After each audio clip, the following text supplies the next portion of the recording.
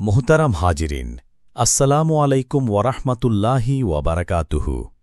বর্তমানে মুসলিম উম্মাহার মধ্যে অন্যতম আলোচিত একটি বিষয় হল তাবলিগ জামাতের বিভাজন এবং মাওলানা সাদ কান্ধুলভিকে ঘিরে সৃষ্ট বিতর্ক। এই বিষয়টি নিয়ে আমাদের আলেম সমাজ এবং সাধারণ মুসল্লিদের মধ্যে এতটাই তীব্র মতপার্থক্য তৈরি হয়েছে যে প্রায়শই গঠনমূলক আলোচনা অসম্ভব হয়ে পড়ে। আপনারা অনেকেই হয়তো এমন পরিস্থিতির সম্মুখীন হয়েছেন যেখানে মাওলানা সাদ সাহেবের নাম উচ্চারণ করলেই এক পক্ষ তীব্র প্রতিক্রিয়া দেখান। তাদের সাধারণ অভিযোগ হল মাওলানা সাদ কান্ধুলভি পথভ্রষ্ট এবং তার অনুসারীরাও পথভ্রষ্ট। দুঃখজনকভাবে অনেক সময় এই মতের অমিল ব্যক্তিগত আক্রমণ, অভদ্র আচরণ এবং সামাজিক অস্থিরতার পর্যায়ে চলে যায়।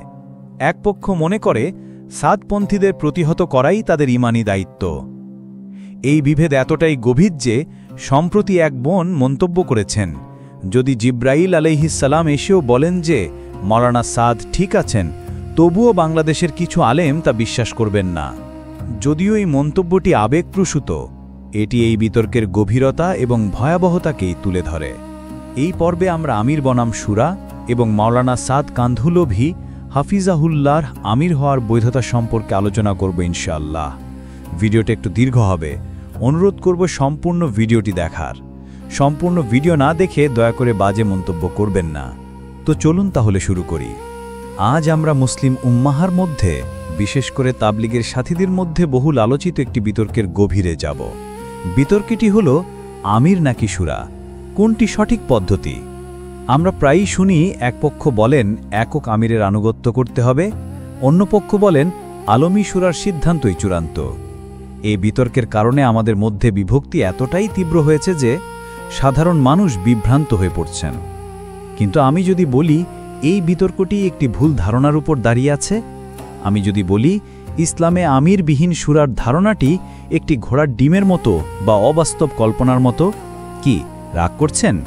আমি তো আমিরবিহীন শুরাকে ঘোড়ার ডিম বলেছি, কিন্তু বিজ্ঞ ওলামায়ে কেরাম এটিকে ইহুদিদের চক্রান্ত বলে উল্লেখ করেছেন।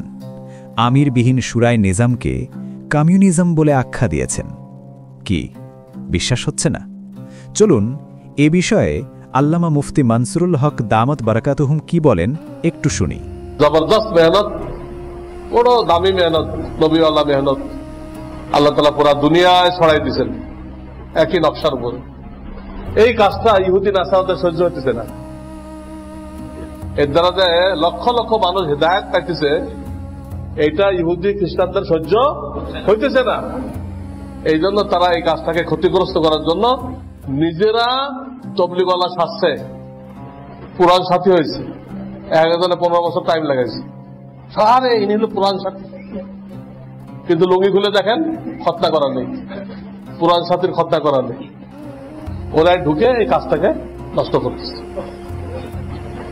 ইহুদিরা এমন পাজি, এমন শয়তান, ইসলামের প্রত্যেকটা কাজ ওরা নিজেরা ঢুকে পলিসি করে নষ্ট করে দেয়। এই জন্য আমাদের মুসলমানদের সর্বোচ্চ সতর্কতা জরুরি, সর্বোচ্চ সতর্কতা। আমি বয়ানে বলছি, শুরা হলো আমিরকে সাহায্য করার জন্য, আমিরকে পরিচালনা করার জন্য কি লাগে? শুরা লাগে। আপনাদের আমির না থাকে তো শুরা কি করবে? আমির নেই তো শুরা কাকে সাহায্য করবে? এই যে কয়েক বছর ধরে শুরায় নিজাম চালাই দিচ্ছে তবলিগে, গলত তরিকা। এটা চালু করছে কারা?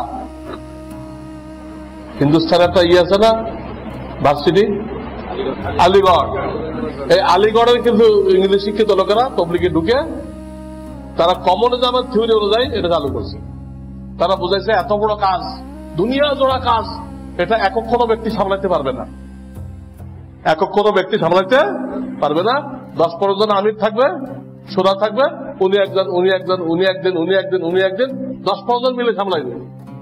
এই তো কমিউনিস্টের পলিট ব্যুরো, কমিউনিস্টের কি পলিট ব্যুরো সিস্টেম, এটা গলত, সম্পূর্ণ গলত। আমাদের ইসলামের থিওরি হলো আমির, আমিরকে শুরা আলাদা পরামর্শ দিবে, সিদ্ধান্ত একই ব্যক্তি দিবে, সিদ্ধান্ত একই ব্যক্তি দিবে, কোন তাকে সাহায্য করবে শুরা, আমির ছাড়া কোনো শুরা নেই। আমি জানি এখনো অনেকেই বিষয়টি মানতে চাইছেন না। চলুন কোরআন, হাদিস এবং সাহাবাদের জীবনী থেকে বিষয়টি পরিষ্কারভাবে জেনে নেই। শুরা আসলে কি? প্রথমেই আমাদের বুঝতে হবে শুরা শব্দের অর্থ কি। শুরা অর্থ হল পরামর্শ, কনসালটেশন। এটি একটি কর্ম বা প্রক্রিয়া, প্রসেস। এটি কোনো সংগঠন বা পরিচালনা পরিষদের নাম নয়। আল্লাহ সুবহানাহু ওয়া তাআলা তার নবীকে নির্দেশ দিচ্ছেন এবং কাজে কর্মে তাদের সাথে পরামর্শ করুন। সূরা আলে ইমরান। অপর এক আয়াতে আল্লাহ সুবহানাহু ওয়া তাআলা মুমিনদের বৈশিষ্ট্য বর্ণনা করতে গিয়ে বলছেন, এবং তাদের যাবতীয় কাজ পারস্পরিক পরামর্শের ভিত্তিতে সম্পন্ন হয়। এই আয়াতগুলো থেকে এটা স্পষ্ট যে পরামর্শ করা একটি আবশ্যিক গুণ ও নির্দেশ। কিন্তু প্রশ্ন হল, পরামর্শ কে কার সাথে করবে? উত্তর খুবই সহজ। পরামর্শ করার জন্য একজন পরামর্শ গ্রহণকারী বা নেতা বা আমির লাগে, আর কিছু পরামর্শদাতা বা শুরার সদস্য লাগে। নেতা বা আমির ছাড়া পরামর্শদাতাদের কোনো অস্তিত্বই নেই। আমরা দুনিয়াবি কাজে কর্মেও দেখি যে কোনো সভা সমিতিতে বা পরামর্শ সভায় একজন সভাপতি থাকেন। একজন প্রধান ছাড়া একটি প্রতিষ্ঠান গড়ে উঠতে পারে না। একটি মাদ্রাসা পরিচালনার জন্য একজন প্রধান থাকেন, যাকে আমরা মুহতামিম বলি। ঠিক যেমন ইমাম ছাড়া মুক্তাদির কোনো জামাত হয় না, তেমনিভাবে আমির বা প্রধান ছাড়া কোনো দিনী প্রতিষ্ঠান কল্পনা করা যায় না। আমিরবিহীন শুরা এ যেন ঘোড়ার ডিম। কেন আমিরবিহীন শুরা ঘোড়ার ডিম হিসেবে উল্লেখ করলাম, চলুন একটি বিশ্লেষণ করি। সিদ্ধান্ত কে নেবে? ধরুন একটি পরিষদে 10 জন সদস্য আছেন। কোনো বিষয়ে 6 জন একদিকে আর 4 জন অন্যদিকে মত দিলেন। চূড়ান্ত সিদ্ধান্ত কি হবে? সংখ্যাগরিষ্ঠের মত নাকি ঐক্যমতের জন্য দিনের পর দিন অপেক্ষা করা হবে? জরুরি মুহূর্তে সিদ্ধান্ত কে নেবেন? দায়িত্ব কার? একটি ভুল সিদ্ধান্তের দায় কে নেবে? একটি পরিষদে একে অপরের উপর দায় চাপানো খুব সহজ, কিন্তু একজন আমির থাকলে চূড়ান্ত দায়ভার তাঁর। ইসলামে নেতৃত্ব মানেই হলো দায়িত্ব। আদেশ কে দেবেন?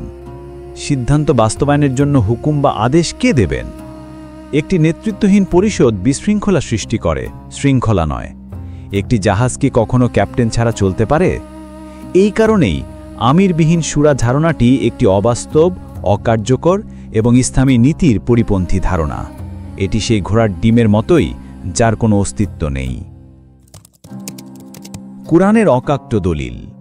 আসুন সূরা আলে ইমরানের সেই 159 নম্বর আয়াতটি আবার দেখি।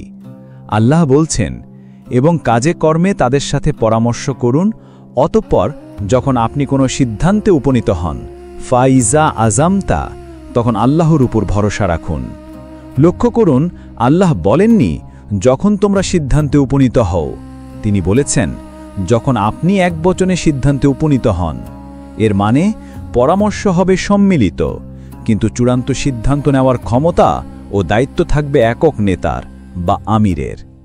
এর চেয়ে বড় দলিল আর কি হতে পারে? সাহাবাদের আমল কি বলে? খুলাফায়ে রাশিদিনের দিকে তাকান। হযরত আবু বকর কি একটি পরিষদের অংশ হিসেবে শাসন করেছেন? না, তিনি একক আমির ছিলেন। হযরত উমর একক আমির ছিলেন। সবচেয়ে বড় প্রমাণ হলো হযরত উসমান রাদিয়াল্লাহু আনহু-এর নির্বাচন। হযরত উমর 6 জনের একটি নির্বাচনী শুরা গঠন করেছিলেন। এই শুরার কাজ কি ছিল? সম্মিলিতভাবে আজীবন দেশ শাসন করা না, তাদের একমাত্র কাজ ছিল নিজেদের মধ্য থেকে একজন আমির নির্বাচন করা।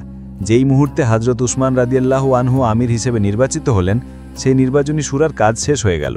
এরপর তিনি একক আমির হিসাবেই শাসন করেছেন এবং বাকিরা ছিলেন তার পরামর্শদাতা।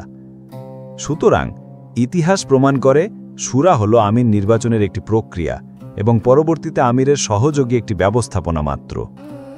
শুরা নিজে কখনো আমির হতে পারে না।